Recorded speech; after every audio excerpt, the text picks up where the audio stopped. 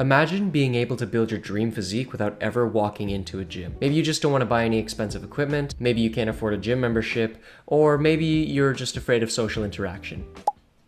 Or maybe you're already an avid gym goer, but you want to explore calisthenics. Whatever the reason is, in today's video, I'm gonna show you how you can get started on your calisthenics journey. I'm gonna give you a list of essential calisthenics exercises that you can do at home to build strength and muscle. Even if you've never picked up a weight in your life, don't worry, because I'm gonna give you some progressions that you guys can do no matter what your strength level is. Stick around because I'm gonna give you guys a sample program for you guys to follow for the beginning of your journey. Now, to start off, what is calisthenics? Well, in simple terms, calisthenics is just the art of moving your body through space, as opposed to traditional weight training, which is moving weight through space. Through calisthenics, you're going to be able to build your relative strength, the strength that you can move relative to your body weight, as opposed to absolute strength, just how much you can move in general. One of my favorite benefits of calisthenics is the fact that the cost to entry is so cheap. You don't need any equipment really, because you are the equipment. You are the gym. And the beauty of that is that you can work out anywhere at any time, no matter what, because you are gym. You are gym. The key goal for calisthenics beginners, it's just to master the basics. Vertical pulling and pushing, horizontal pulling and pushing, and basic leg exercises. That's it. That's all you need to start. Another problem I see people run into or mention to me is that they're too weak or they're too heavy for calisthenics. There's tons of progression exercises that you can do to make calisthenics easier for your strength level and for you to progress. Calisthenics is for everybody. No matter what size,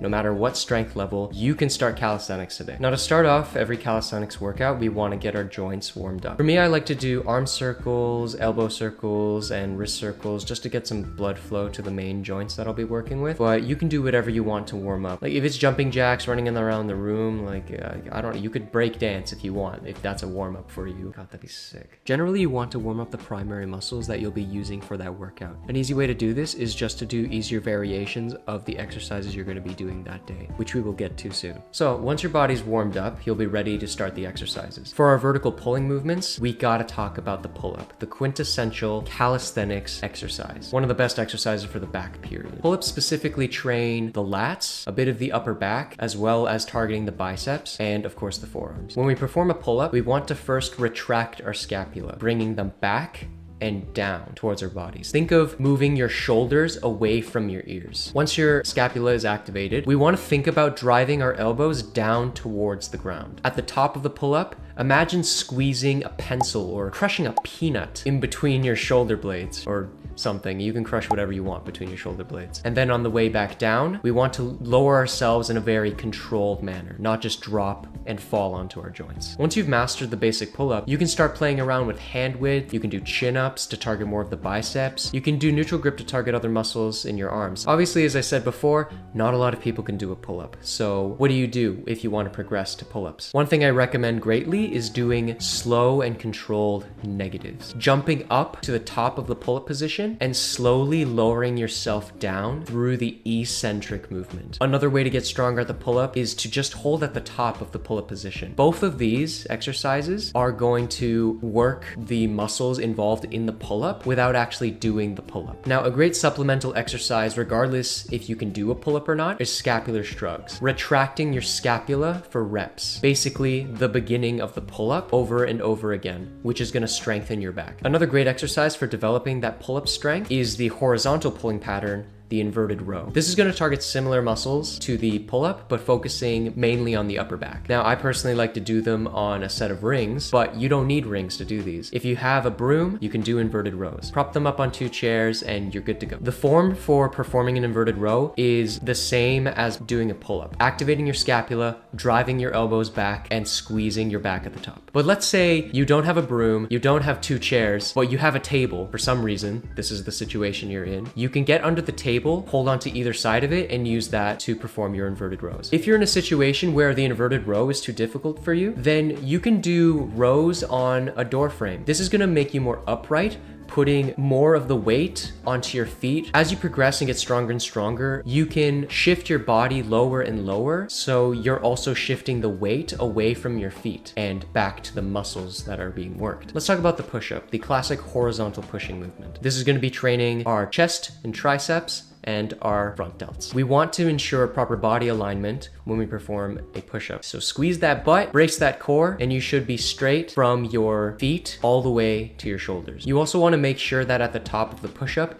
you're protracting your scapula, pushing your shoulders forward. When you perform the push-up, you want to make sure that you retract your scapulas back as you lower yourself down, keeping your elbows from flaring out. You want them to be nice and tucked. Lower yourself down until your chest touches the floor, and then push yourself back up and protract your scapula again. Let's say you can't do any push-ups. If you're not strong enough for push-ups just yet, you can always elevate your hands on a higher surface to, again, shift that weight more to your feet. You can start by going onto a wall, doing push-ups that way, and gradually lower yourself down until you progress to using chairs instead. You can continue to go lower and lower until your hands are level with your feet. Then you'll be performing the normal push-up. Similarly to the pull-ups, you can also perform negatives as well. After mastering the push-up, you can start to play with hand width. You can go narrow for diamond push-ups. You can do pseudo planche push-ups, as well as clapping push-ups or explosive push-ups. Now for vertical pushing, we got to talk about the pike push-up, which targets your shoulders. In this push-up variation, you want to make sure that you're pushing up kind of towards the sky. You got to imagine it's the sky. It's actually the ground. If you can't do pike push-ups just yet, you can start with regular push-ups and slowly bring your feet closer to your hands until you're in that full pike position. Now dips are going to focus on lower chest. Same idea with the push-up. We want to squeeze our back together as we lower down until about 90 degrees and then push back up. I would say you want to get to 15 push-ups before you try working on dips. Moving on to the legs, we're going to talk about pistol squats,